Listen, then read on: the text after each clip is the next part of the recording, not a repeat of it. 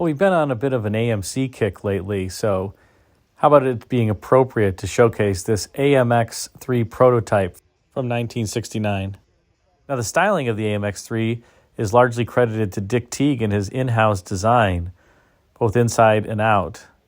The interior here is, I would say, rather standard apart from the wheel and some of the bucket seats, but the surfacing and the mid-engine configuration that you can see here with a 390 cubic inch V8 underhood and 4-barrel carburetor was very unique to AMC. They had never made a mid-engine vehicle. And the intent was to put this into production as a competitor to the Pantera in particular that was going to be launched through the Ford dealer network. Also remember at this time that AMC was trying to reboot its image more in the vein of things that would appeal to younger buyers. The Rambler and some of its previous vehicles had been seen as a bit stodgy, and so this was an element of the pivot as they were going toward courting more young buyers. And what young buyer of the time didn't like the Ford GT40 back in the late 60s when this car was being developed? So it was a bit in that vein with a known competitor coming in the Pantera.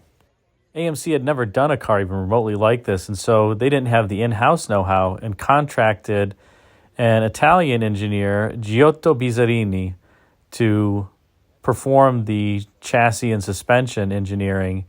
And he had done work for a number of large Italian automakers at the time, like Ferrari and Alfa Romeo, so he was well known.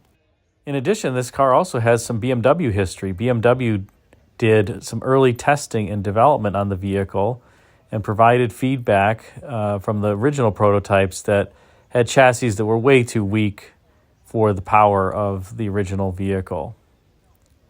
There were 6 of these AMX3 cars made. This is chassis number 2 that was sold in 2017 to Rick Biafora of Morgantown, West Virginia for a cool $891,000.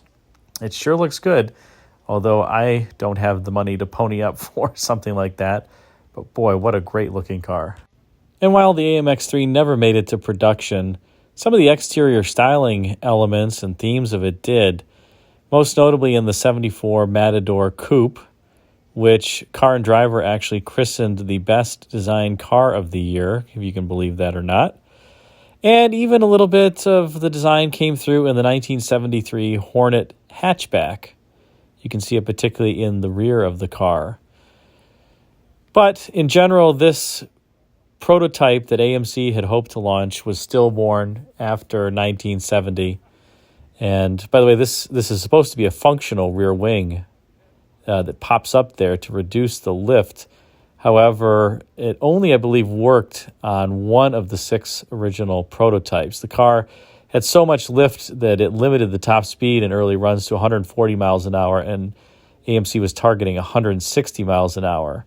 And after they revised some of the vehicle dynamics and the styling, they were able to achieve 170 mile an hour top speed, courtesy of the 390 cubic inch motor under, I can't really say under hood with a mid-engine car, but you get what I mean. In any event, what an absolutely beautiful vehicle by AMC. I do love, by the way, how it even has the AMC door handles on it. As I pan to the side here, you can see them again. AMC loved that door handle that they use on everything, including Jeep tailgates throughout their history. Thanks again for watching, and hope you enjoyed this piece of American Motors history.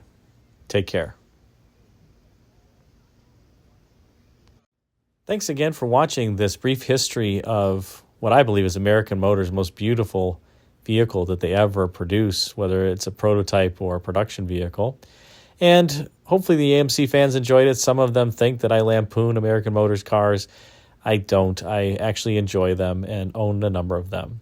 In any case, please like and subscribe, and feel free to email me at rareclassiccars@yahoo.com. Thanks again for watching.